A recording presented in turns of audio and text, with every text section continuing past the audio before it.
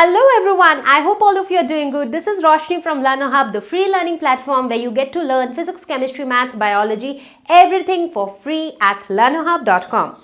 So today I am here with a video on physical and chemical change, class 7 science. What comes to your mind when you think of change? I take a haircut.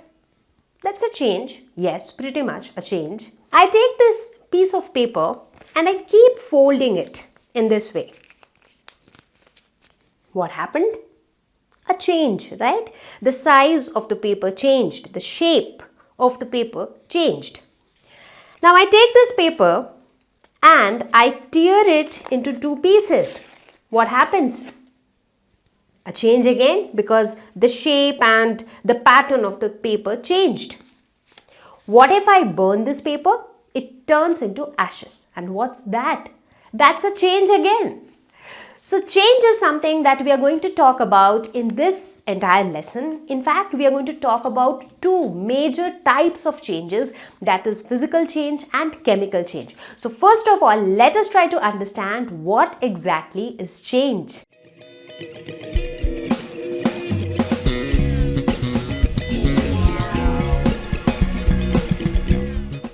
So change is nothing but anything that becomes different undergoes a change. So different is the word that defines change. So anything that looks different. So when we go for a haircut, so the look is different. So the hairstyle is different. That's why it is a change. When I tear a piece of paper, so now the torn pieces, they look different from the original single piece of paper. So that is why it is a change. When I burn a piece of paper, I do not have the paper anymore. Instead, I have ashes.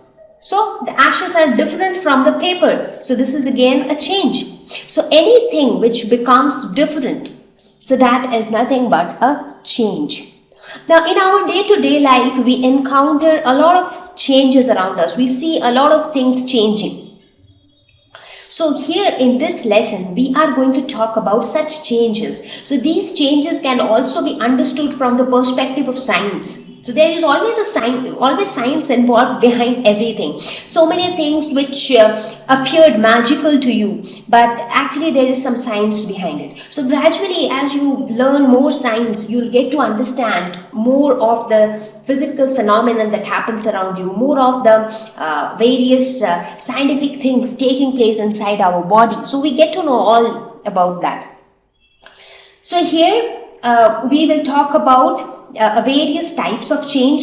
So let's look at this example which is given on the screen. So what do we see here? We see here a piece of paper, and how does it look?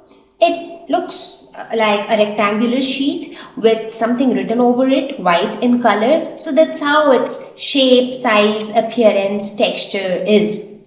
Now when I burn this paper, what happens? What I get? I get ashes. So now in any way, do you think that the ashes look similar to the paper? No way. Ashes, they are like powder. They are some grayish black in color. So their shape, size, color, texture, everything is different from the paper which we had earlier. So just burning the paper, the process of burning actually changed one object to another. So this is a change. So this is an example of a change. Now there can be many different types of changes. Now some changes can cause a change in shape. Some changes can cause a change in size. For example, if you look at this torn pieces of paper, what do you see? So initially it was just one piece of paper which was quite bigger in size. Now that it has been torn into pieces, you have more pieces of paper, but each of them is like quite smaller when compared to the initial single piece of paper. So there is a change in size here. Not only size, in fact the shape has also changed. If you look at this melting chocolate, so here also you see that there is a change in shape. There is a change in the texture. So initially it was quite solid bar, but now it is like semi-liquid. One of the best example that you can consider is ice, water and water vapor. You take some water in a bowl. When you start heating the water, after some time what happens? You see that the water starts getting converted into water vapor. So that is again a change. Initially we had the water in liquid form, it was liquid, fluid. But now it is water vapor, which is in gaseous form. So the form changed. Similarly, if you start freezing the water, what do you get? You get ice. So this ice, water and water vapor, these are three different forms, even though all of them are H2O. So their chemical composition, chemically each of them is H2O, but this is solid, this is liquid, and this one is gas. So their states are different. So a change in state happened when you altered the temperature. When you start heating water, it changes to gaseous state. When you start freezing water, it changes to the solid state. So this is again a beautiful example of change. So when I talk about change, it is not necessary that there has to be a change in size only. It can be size, it can be shape, it can be texture, it can be the chemical composition, it can be the state. For example, in case of water. Now, let's look at another example. Let us suppose you have a beaker, and inside that beaker you have a solution which is copper sulfate solution. So this is, let us say, copper sulfate solution, which is kind of blue in color, bluish color, copper sulfate solution. Now, in this copper sulfate solution, we put some magnesium powder. So let's see, this is some magnesium powder.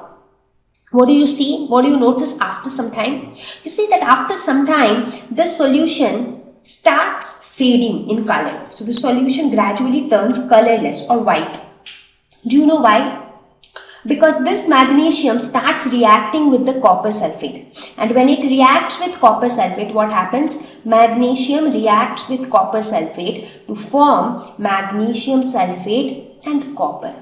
So this copper which is being formed, this will start changing the color of this white magnesium powder into blue, and this magnesium sulfate will start changing the color of the copper sulfate solution from blue to white. So what is this? This is again a change. But in this kind of change, you see, there is no change in size, there is no change in shape, there is no change in texture also. But what is the change here? There is a change in the chemical composition. Initially, the fluid was copper sulfate. Now the fluid is magnesium sulfate. So there is a change in the chemical composition. There is a change which has taken place internally. So the change can happen in a lot of different ways. So in this lesson, we are going to learn about the different types of changes and how do we classify that which change is what type of change. Now, based on all these examples we have seen so far, so we can see that changes can happen in a variety of ways. Now, broadly, there are two types of changes which we are going to discuss. One is a physical change and the other one is a chemical change. So let's see what is physical change and what is chemical change. So we will start our discussion with physical change. Now, as the name suggests, the change is with respect to the physical properties. So when the change is such that the differences are noticed with respect to physical properties. What do you mean by physical properties? Those properties which can be observed, which can be measured, which can be seen from outside, they are called physical properties. So let me give you some examples of physical properties. For example, color, shape, size, appearance, texture, smell, melting point, boiling point. So these are all physical properties because you can actually see them or you can actually measure them from outside. So they are not internal properties. So they are all external. So these kind of properties, when there are changes in these physical properties, the change is said to be a physical change. Now, mostly the physical changes are reversible change. Reversible, something which can be reversed. So that means the change has taken place and again the change can come back. So let's take an example, a very simple example of your haircut. So hair is a physical property. It is something which can be seen from outside. The length of the hair can be measured from outside. So it is a physical property. So when you go for a haircut, what happens? The size and the shape of the hair changes. So it is a physical change. Now, do you think that it can be reverted back? Yes, of course, because your hair will again grow. So again your hair will grow and again you can go for a haircut. Right? So basically these kind of changes, they are physical changes. Let me give you an example. Let us suppose you take the example of water. So water, ice and water vapor.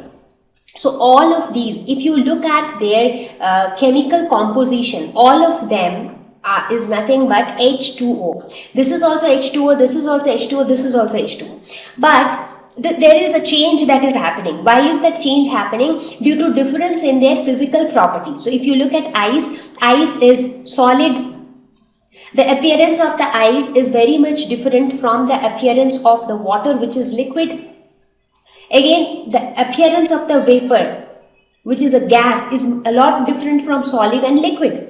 So due to these changes in physical properties, this change has taken place, but the chemical composition still remains the same. So this is an example of a physical change. So we are now going to discuss about some more examples of physical change. So the first example we will take is breaking of a glass. If a glass breaks, what happens? What changes? The shape of the glass changes, of course. Initially it was one complete glass. Now it is like broken pieces of glass of different shapes and sizes. So the size changes, shape changes. What else changes?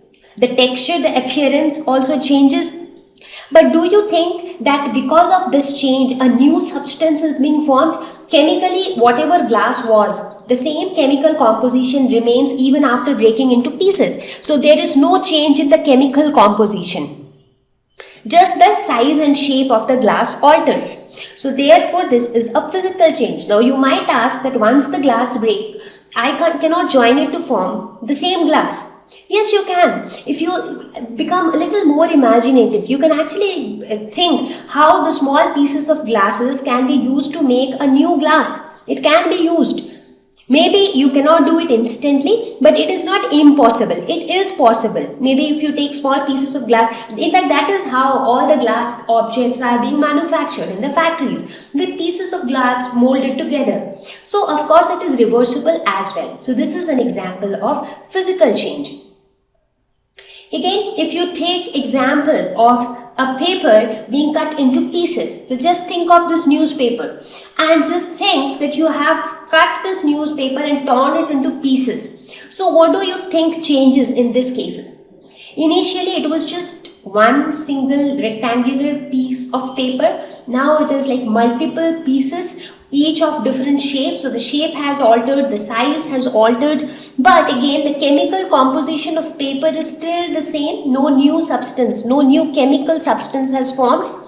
So this is again an example of a physical change. Think of breaking an egg. Now please note that here I am talking about breaking an egg. So we are just breaking the egg.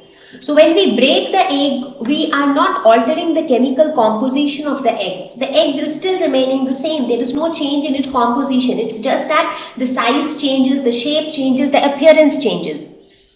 So in fact, you can even think of restoring the same egg with a little more imagination, thinking that you will just join all the pieces together. So this is again a physical change. Think of chopping a log of wood. So when you're chopping the wood, log of wood, what happens?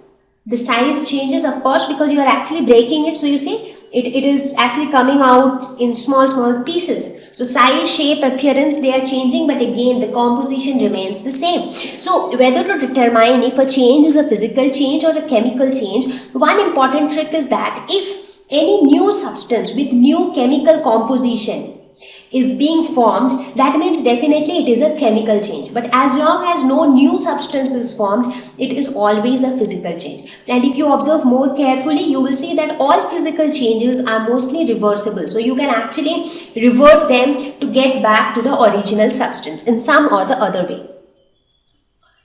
Think of a mixture of water and sugar. So when you mix sugar with water, what happens?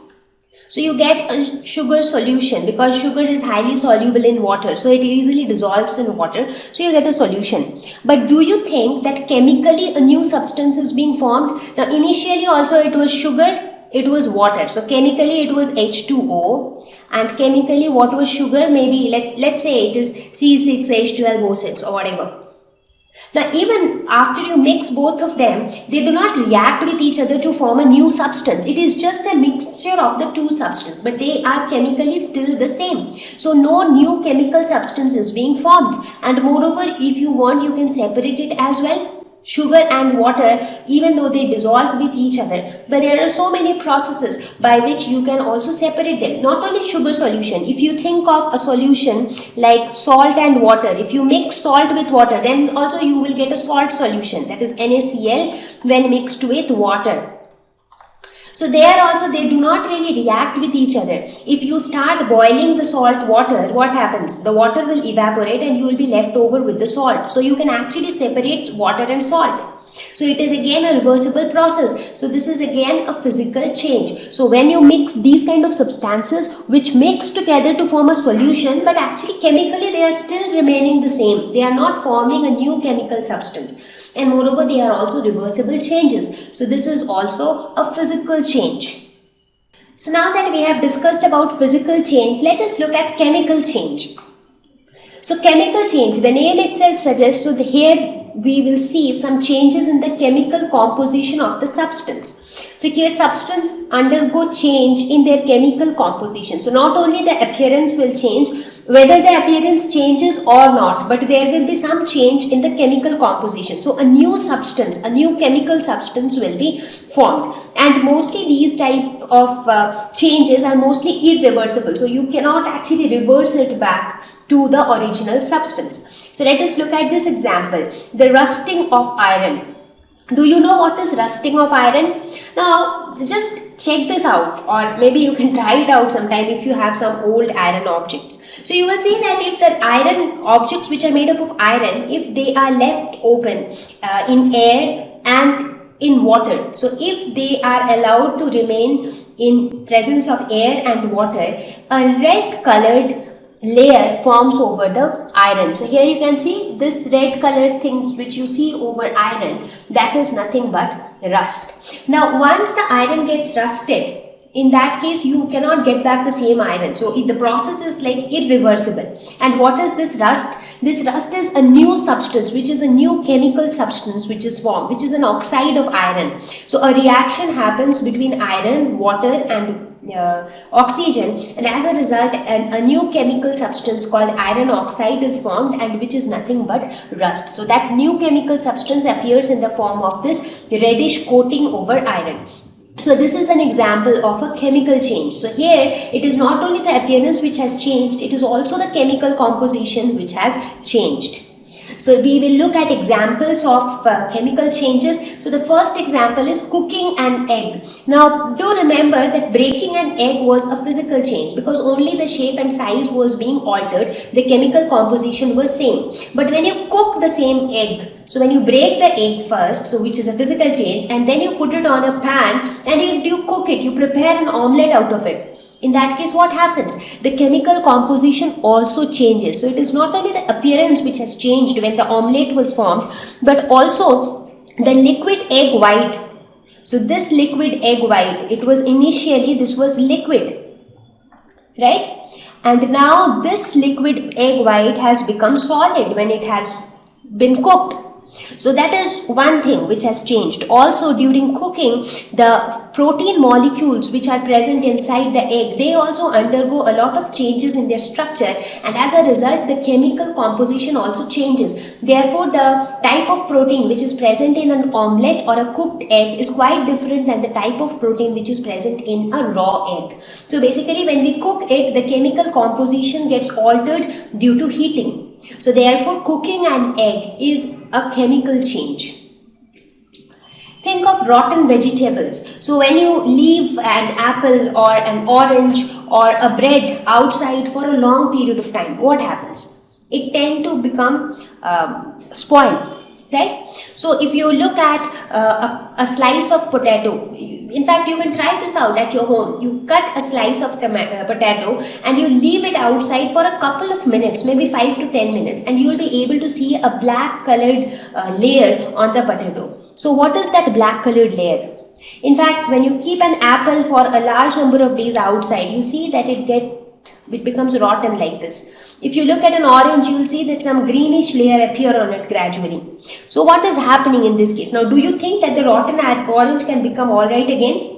No, the change is irreversible. So what actually happened is, when you leave it outside, when you do not put it to the refrigerator, so the environment becomes suitable for the growth of microorganisms, because most of the microorganisms like bacteria or fungi, they prefer warm and moist places. So when we leave these fruits or vegetables for a large number of days outside, so the environment becomes perfect for the microorganisms, so they start growing, so they start eating the fruit or the vegetable, and as a result, when the bacteria start feeding on these fruits or vegetables, they are gradually turned into some other substances chemically. Now some compounds of nitrogen are formed, some compounds of carbon dioxide are formed, and that's how the chemical composition of these substances get altered due to the action of the microorganisms. So that's how rotten vegetables are also an example of a chemical change. So whether you talk about a rotten orange, rotten apple, you talk about a slice of a potato which is left in open for some time, or a slice of brinjal which is left open for some time, and you'll be able to see that blackish layer.